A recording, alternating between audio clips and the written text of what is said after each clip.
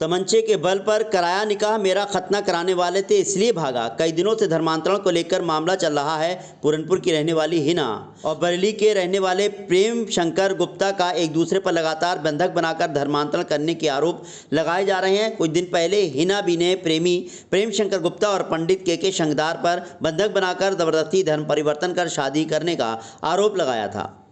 मंगलवार को थाना बारादरी क्षेत्र के मोहल्ला जगतपुर पुराना शहर निवासी प्रेम शंकर गुप्ता पुत्र अनिल कुमार गुप्ता ने एसएसपी ऑफिस में एक प्रार्थना पत्र दिया। उसने बताया कि पूरनपुर की रहने वाली हिना बी नाम की मुस्लिम लड़की से बरेली के अगस्त्य मुनि आश्रम में 11 जुलाई 2024 को प्रेम विवाह किया था। विवाह के 6-7 दिनों बाद ही हिना बी ने प्रेम शंकर गुप्ता से कहा कि उसके पिता ने जहर खा लिया है, इसलिए मुझे पूरनपुर मेरे घर ले चलो, तुमसे वहाँ कोई कुछ नहीं कहेगा। भरोसा करके प्रेम शंकर पूरनपुर चला गया।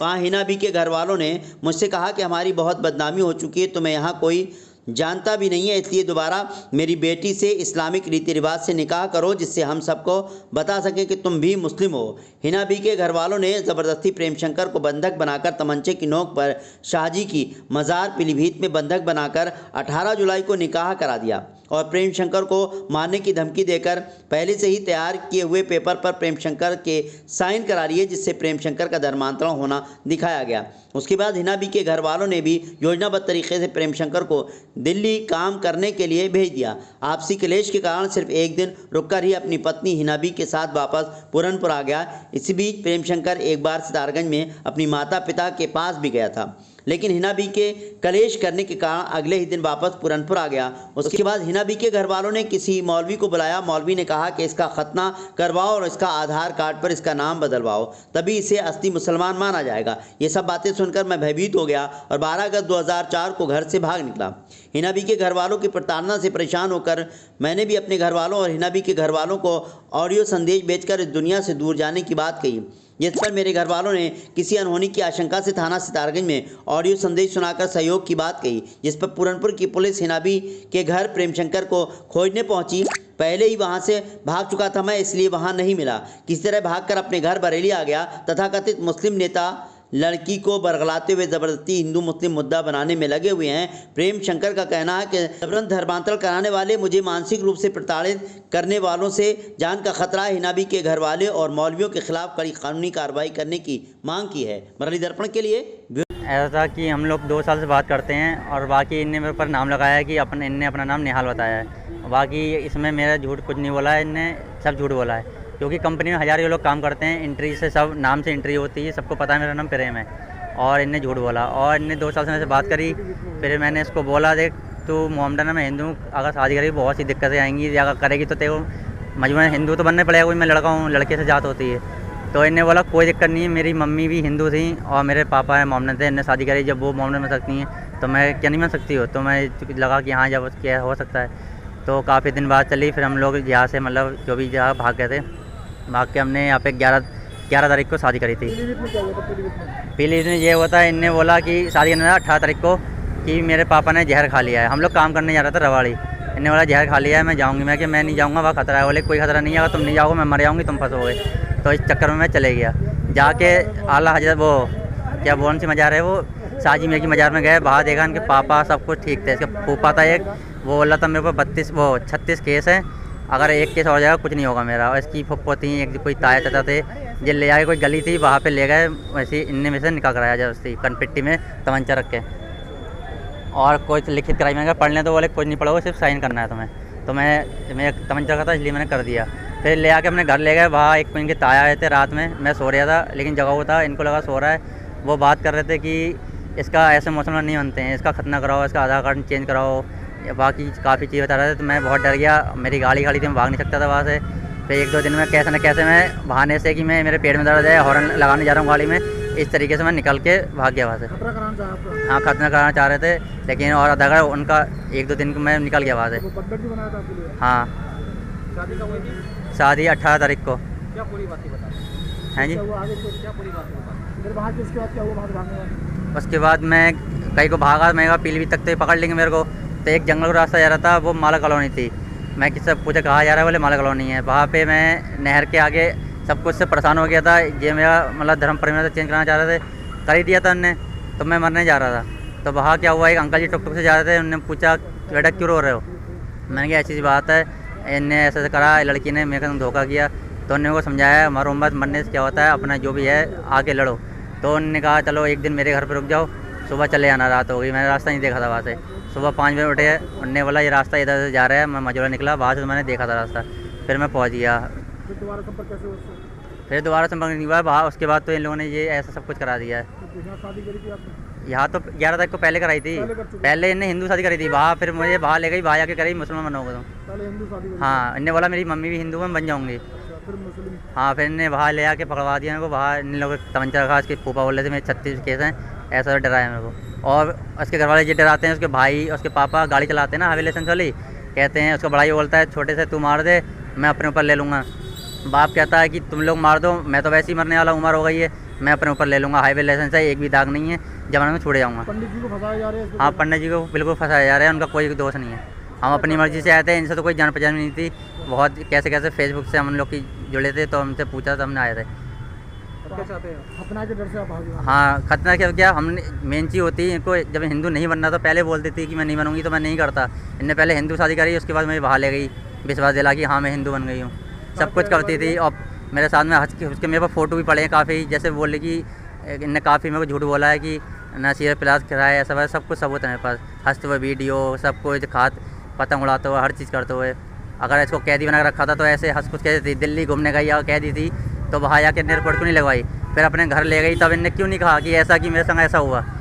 मेन उसका मुद्दा था कि इसको मुसलमान बनाना है। कितने समय से साथ में काम कर रहे थे? हम लोग को हो गए 1 साल काम किया, लेकिन बाकी बात करते करते हम लोग को 2 साल हो गए। महानगर कांग्रेस कमेटी ने स्वर्गीय राजीव गांधी की 80वीं जयंती मनाई।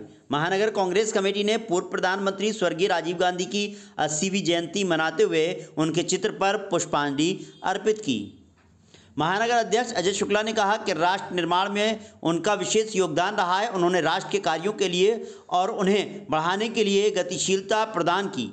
उन्होंने गरीबी उन्मूलन का प्रयास किया। विज्ञान और प्रौद्योगिकी में उन्होंने ऐसे प्रयास किए जिससे विज्ञान के क्षेत्र में काफ़ी प्रगति हुई। राष्ट्र निर्माण में युवाओं और महिलाओं की केंद्रीय भूमिका के लिए उन्होंने प्रयास किया। पूर्व पार्षद महेश पंडित ने कहा कि 18 वर्ष की आयु में वोट देने का अधिकार उन्हीं की देन है। उन्होंने गरीबी उन्मूलन का प्रयास किया। उनके प्रधानमंत्री काल में भारत में विज्ञान के क्षेत्र में काफ़ी प्रगति हुई। वो अंतर्राष्ट्रीय स्तर के नेता बने। राजीव गांधी भारत के ऐसे लोकप्रिय प्रधानमंत्री थे जिनका विदेशों में भी नाम था। वो पूर्व प्रधानमंत्री स्वर्गीय इंदिरा गांधी जी के पुत्र थे। पूर्व प्रधानमंत्री स्वर्गीय राजीव गांधी गरीबी उन्मूलन, युवाओं, कमज़ोर महिलाओं के प्रगति का प्रयास किया। उन्होंने मंगलवार को उनकी 80वीं जयंती पर उन्हें हम पुष्पांजलि अर्पित करते हैं। बरेली दर्पण के लिए आज पूरा देश सांप्रदायिक सद्भाव के दिवस के रूप में हमारे भारत के रत्न भूतपूर्व प्रधानमंत्री राजीव गांधी की जयंती को मना रहा है। राजीव गांधी अपनी विशेष कार्यशैली और शालीनता के लिए पूरी दुनिया में जाने जाते थे। राजीव गांधी को ये संस्कार उनके परिवार से मिले। उनके परिवार से उनको त्याग, तपस्या और सेवा का भाव मिला। नेहरू जी, इंदिरा जी, तमाम लोग इस देश को समर्पित रहे। उन्हीं भावनाओं को लेकर राजीव गांधी ने इस देश में राजनीतिक कदम आगे बढ़ाए। देश को 21वीं सदी की ओर ले जाने के लिए राहुल जी के जो सपने थे उनकी पूरी दुनिया में सराहना हुई। चाहे वो 18 वर्ष के नौजवानों को मतदान देने की बात हो, चाहे वो आधुनिक कंप्यूटरीकरण की बात हो, चाहे पंचायती राज जो दुनिया में हिंदुस्तान का एक सबसे अमूल्य पहल वाला दृष्टिकोण वाला विषय समझा जाता है, उसकी बात हो। आरक्षण पर सुप्रीम कोर्ट के दिए गए फैसले को निरस्त करने की भारतीय बौद्ध महासभा ने मांग की। आरक्षण पर दिए गए सुप्रीम कोर्ट के फैसले का दलित समाज के लोगों ने अपना विरोध शुरू कर दिया है। इस संबंध में आज कलेक्ट्रेट पर भारतीय बौद्ध महासभा ने आरक्षण पर सुप्रीम कोर्ट के फैसले का विरोध करते हुए राष्ट्रपति को ज्ञापन भेजकर इस फैसले को निरस्त करने की मांग की है।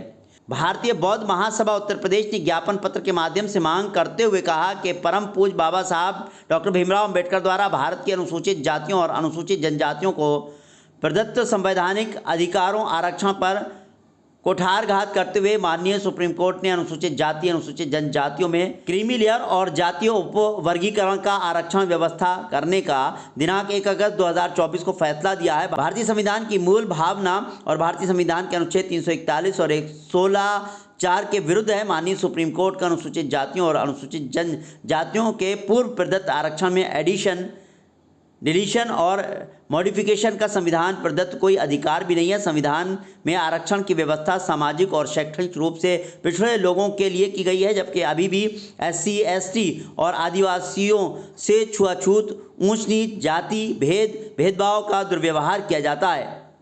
1 अगस्त 2024 को अनुसूचित जातियों, अनुसूचित जनजातियों के आरक्षण के विरुद्ध क्रीमी लेयर और जातीय वर्गीकरण संबंधी माननीय सुप्रीम कोर्ट ने जो फैसला दिया है, उससे भारतीय बौद्ध महासभा उत्तर प्रदेश सहित लाखों संगठन और करोड़ों लोग भयंकर जनाक्रोश में हैं, जो भारत बंद जैसे आंदोलन की ओर अग्रसर हैं। पल्ली दर्पण के लिए ब्यूरो रिपोर्ट।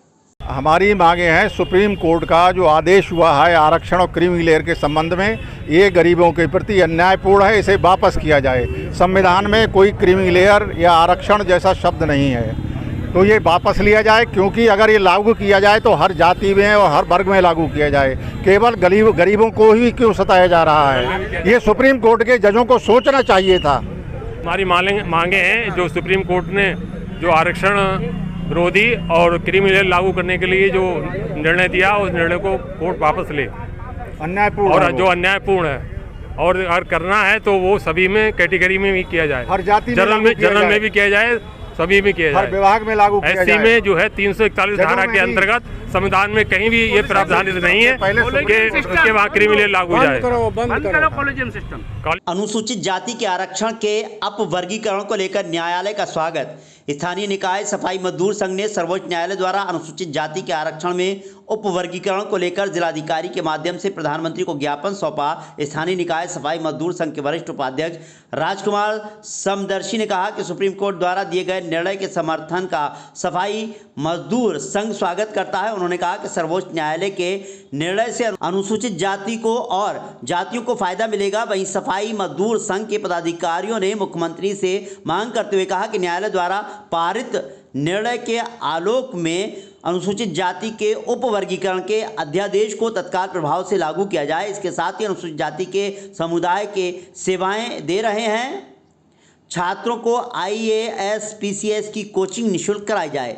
इसके अलावा अनुसूचित जाति के उत्थान के लिए उनके समुदाय के विधानसभा और विधान परिषद के लिए नामित किया जाए।